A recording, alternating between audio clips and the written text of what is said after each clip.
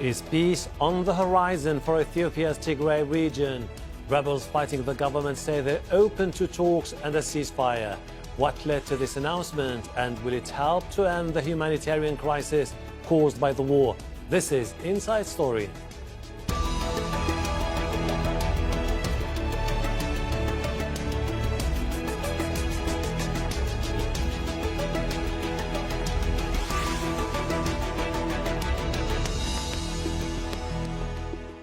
Hello, welcome to the program. I'm Hashem Ahelbarra. Seize the opportunity for peace. That's the United Nations message to the Ethiopian government and rebels in the northern Tigray region. Nearly 2 years of war have displaced millions of people and created a humanitarian crisis. Now fighters from the Tigray People's Liberation Front say they're open to a ceasefire and they're ready to accept an African Union-led peace process, something they have dismissed in the past. Earlier this month, the TPLF outlined 4 conditions for a truce. They include aid access and the withdrawal of Eritrean forces. The Ethiopian government hasn't responded to the proposal. A day after the announcement, rebels say an airstrike hit a university in the Tigrayan capital, Mekelle. Let's speak to Getachew Reda in Mekelle, his spokesman for the Tigray People's Liberation Front. Reda, could you give us an idea about how you decided to change your mind from just a few weeks ago? You were saying no talks under the umbrella of the African Union, and now you're saying you are open to peace talks. Well, to set the record straight, we have never rejected the role of the African Union. We know African Union as a continental organization will have a role to play in resolving conflicts in Africa. What we have said all along was the African Union Commission has not done enough to expose the crimes that the Abiy Ahmed regime and his partners in crime, Isaias Afwerki and company, visited upon the people of Tigray the last year and a half. But despite our misgivings, we were ready to work with the AU. In fact, we had issues with the AU high-level representative, but that's not the most important issue, because ultimately it's about peace.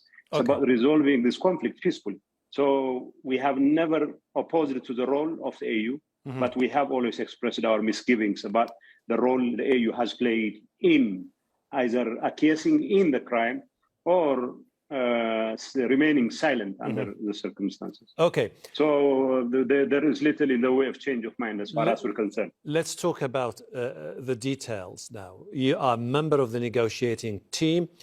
Give us an idea about your preconditions when it comes to the withdrawal of the Ethiopian army, the withdrawal from the Eritrean army, the allowing aid into the region. Those conditions, are they still the same, unchanged? Are they a prerequisite for a peace deal?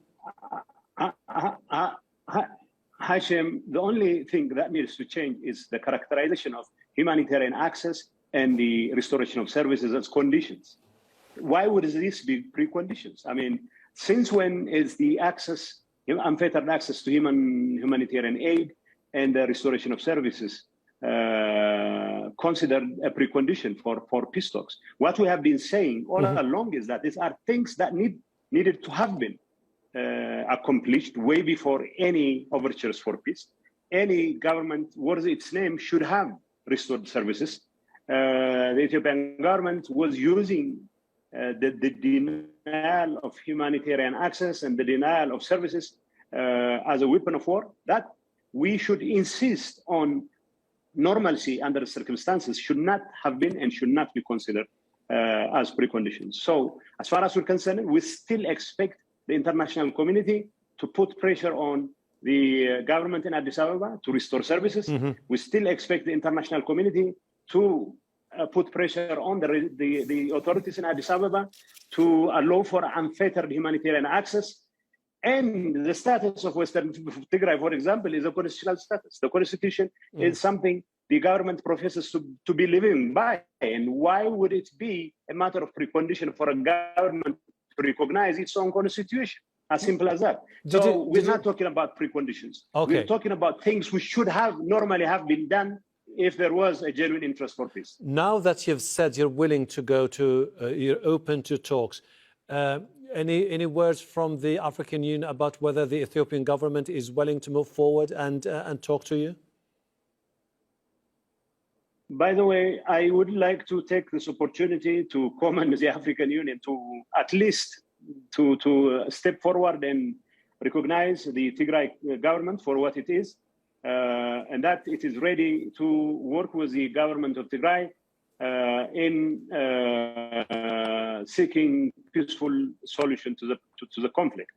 Having said that, we have no reason to believe that the Ethiopian authorities have relented on their intransigence on the question of peace, because they still think they can shoot their way back to Tigray. And as I have been saying this several times over, there is no chance that they can fight their way back into Tigray. In fact, if indications are any guide, every effort they have been making along with the Eritrean partners is falling apart. And our forces are not only holding their ground, but also making significant gains in various fronts. Good. So obviously they cannot force their way into Tigray. All right. And the only alternative and viable option for them is to talk, because shooting is not going to work. Getachew, Reda, spokesman for the Tigray People's Liberation Front from Mekelle. I really appreciate it. Thank you.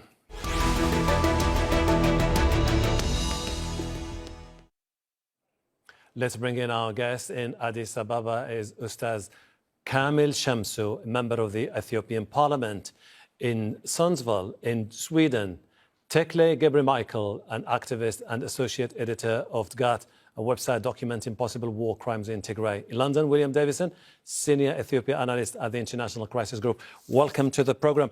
Ustaz, now that the TPLF is saying it is open to talks, is the government in Addis Ababa willing to move ahead and hold the talks with the Tigrayans? Thank you for inviting me to this program. Hi to everybody here in this program. As everybody knows, that the Ethiopian government was really wanted to end this problem, what is going on in northern part of our country, in a peaceful dialogue way. But the one who, before 1 year, waged war against our military, Ethiopian Defense Force, the TPLF armed group, and after when the Ethiopian government also announced a ceasefire from unilaterally, they left the Tigray region.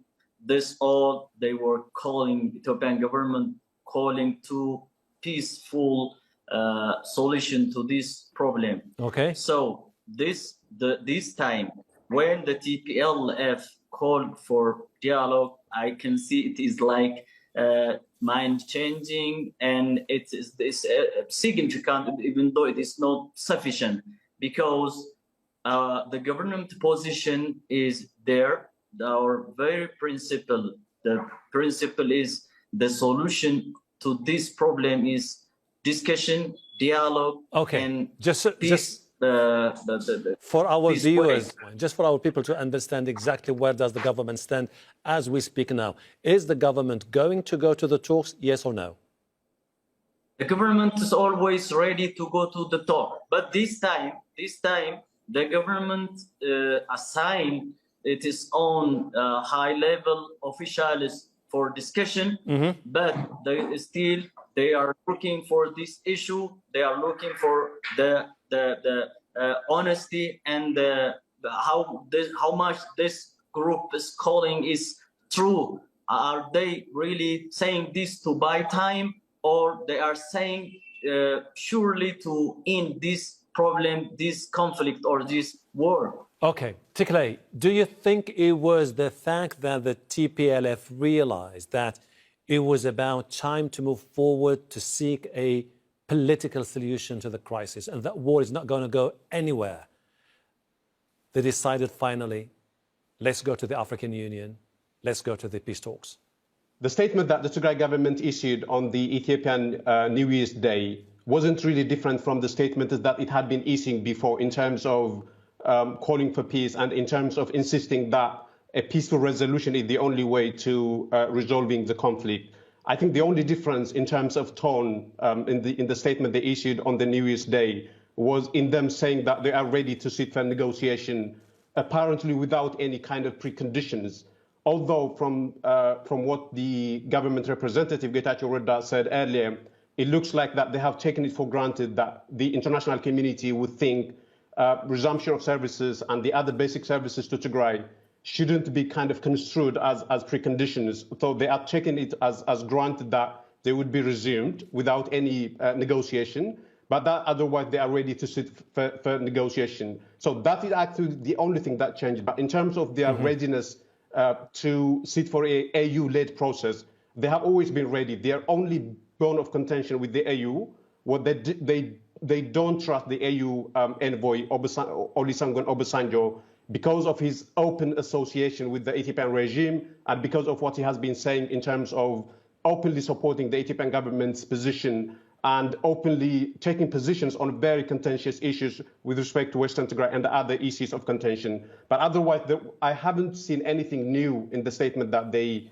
issued. They have always been saying that, and they just reiterated the statement that they had been issuing before.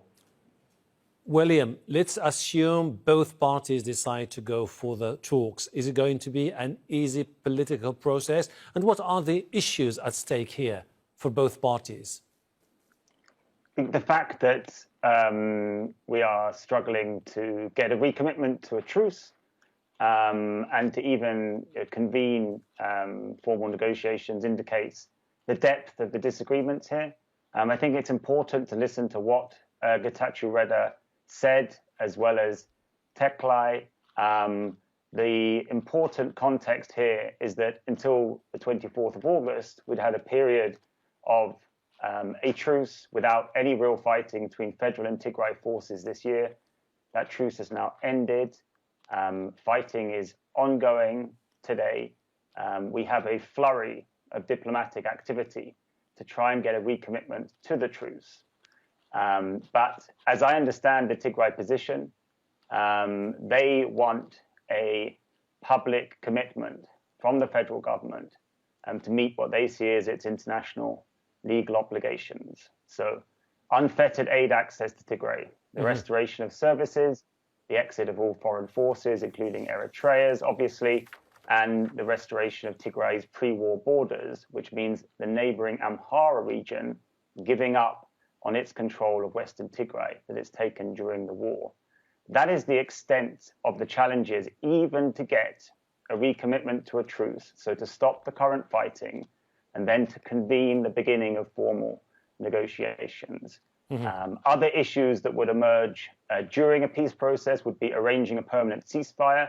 That would mean deciding what to do with the Tigray forces that have been built up during this war to defend Tigray and obviously marched out of Tigray even to threaten the federal government. There was a Tigrayan demand for a referendum on self-determination with an option including secession from the Ethiopian Federation.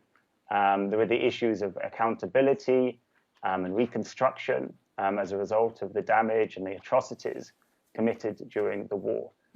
So yes, there are all sorts of challenges in addition to the challenge that faces us now of just stopping the latest round of fighting. Ustaz, when you look at the makeup of the negotiating team that was picked by the government in Addis Ababa, you have the Deputy Prime Minister, Minister of Foreign Affairs, you have also Justice Minister, you have the Intelligence Chief, and you have two ambassadors, Hassan Abdel Kabir and also Radwan Hussein, widely seen as hardliners, where she is sending concerns among many in the Tigray region that there might be no margin here for any concessions from the government. Still, there is no any contention from the government side. The government is still, they are looking for what this new progress, I can say it's a new progress from what I heard, what Getachew Reda himself said, as if they were not denying or saying no to the African Union-led negotiation, as if they are not putting any precondition. Ethiopian government announced that they are ready to sit and discuss without any precondition, anywhere, anytime. So the government position is already public. This is there. There is no any change. So, but this time, when this kind of call from TPLF came, the government has to analyze, has to see, and has to discuss the modality where in, because this, even the way they are still saying about Tigray regional government is as if Tigray is another government. When it comes to the peace negotiation, peace talk, there are very basic principles has to be considered. That one is constitutional based issues. There is only one government in Ethiopia, but the rest are regional governments. There must be one defense force, and the level of armaments, levels of weapons should be carried in different regions, has to be discussed about the border, about the humanitarian issues, about the blockade. They say this must be come on the table, whether it is true or not. But through all the time they are saying something and they do something else. That one is making hindrance or obstacles to these peace negotiations. Let's talk about some of those contentious issues, and this is going to be my question to Teklay. Teklay, do you think that the call from the Tigrayans for the Eritrean army and the Ethiopian army to withdraw from the Tigray region is something that the government is willing to accept? Well, I think it's not only a question of whether the Ethiopian government would accept that or not. It's also a question of does it have the capability to accept? Because Eritrea now wields a lot of power over Ethiopia. Ethiopia essentially really is a protectorate of Eritrea. And I highly doubt that the Ethiopian government is in a position to make its own decision. And actually, we see it reflected in your guest from Ethiopia. He couldn't say whether the Ethiopian government now that the Tigray government has openly accepted the idea of negotiation without any preconditions, whether the Ethiopian government would reciprocate to that and accept sitting for negotiation. And I understand why he can't answer that. It's because he doesn't know whether or not Eritrea would support that idea. And because if Eritrea doesn't support that idea, the Ethiopian government can't, given that they are under their control. Mm-hmm. So there's really a huge problem that people are not talking about, that the fact that the Ethiopian government is not in a position to make its own decisions, that it has to get the blessing of the Eritrean government for every move that it could make. And I think that's at the heart of the problem. So it's not a question of whether or not the Ethiopian government would want to accept, because essentially in terms of the demand of the Tigray government, it could actually be phrased in one word. What they are saying is the constitution. Let's respect the constitution. It's very simple. William, when it comes to talks, as you know, the devil lies in the details. And some of the key issues here is Tigrayan saying that Western Tigray should be part of their own land. When you look at Western Tigray itself, that's a story on its own. With the Eritreans involved, with the government involved, there is a history there, border delimitation, the demarcation. We don't know exactly what's the problem there. Is the government adamant it wants back that area to deny the Tigrayans any access to Sudan in the future? The federal position on the Western Tigray dispute, the Amhara know it as Walkite, is not that clear. At the moment, it's in Amhara control. We've seen the federal government refer to constitutional processes to resolve the issue. But it isn't clear they're willing to sort of take action to reverse the Amhara control of the area. And that is what Tigray casts as not just involving atrocities, ethnic cleansing as alleged by rights groups, but also to be an unconstitutional move. And yes, as Teklay says, the constitution is absolutely key here. But of course, a dispute over the constitution and the postponement of elections and the right of Tigray as a regional government to run its own election, this constitutional dispute is one of the elements that took the parties to war here. So that just indicates the depth of disagreement and why it's so difficult to come to terms, because each side has a different interpretation of what the Constitution says. I think if there's any reason really to be positive here, it's that there has been an international response, presumably with some federal backing, for the idea of an expanded African Union-led peace process. So that will involve Obasanjo, but it will probably involve Kenya's government as well, also the US and the EU having some sort of formal role. But we have to get to formal negotiations in the first place.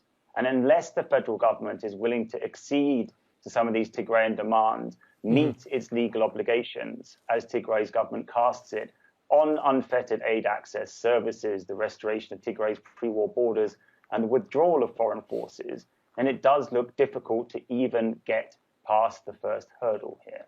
Okay, Ustaz, the international community has been concerned about the deterioration of the humanitarian situation in the Tigray following the war that has started about 2 years ago. And now the international community is stepping in, saying that they want to see both parties starting those talks anytime soon. Is this something that could put more pressure on the government to offer some concessions for the Tigrayans? Look, regarding the Tigrayan people, they are part of our people. They are suffering. We are sorry for the suffering. We feel that. So the contention, this is not the issue, okay?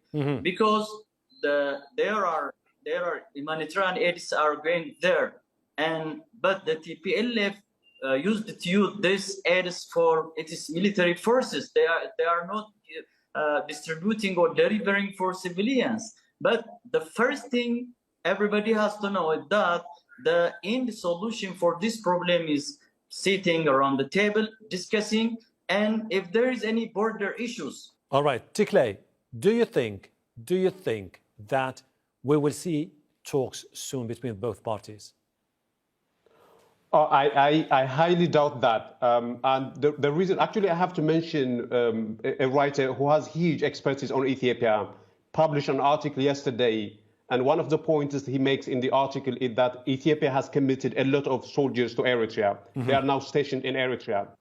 And the Eritrean government have essentially held them as hostages, saying that unless the war continued, they are going to do something to the thousands of Ethiopian soldiers. So the Ethiopian government is not really in a position to say okay to the talks if the Eritrean dictator doesn't give them the green light. So they are in a bit of a bind in that sense. They can't really make a decision. All right. And I don't generally, my observation is that the Ethiopian regime generally is not a good faith actor. And so all right. I'm afraid I just have less than a minute. William, do you think that the government's biggest concern is that any concession in the future would be just seen as emboldening the ethnic federalism in Ethiopia, which could just erode trust in the government?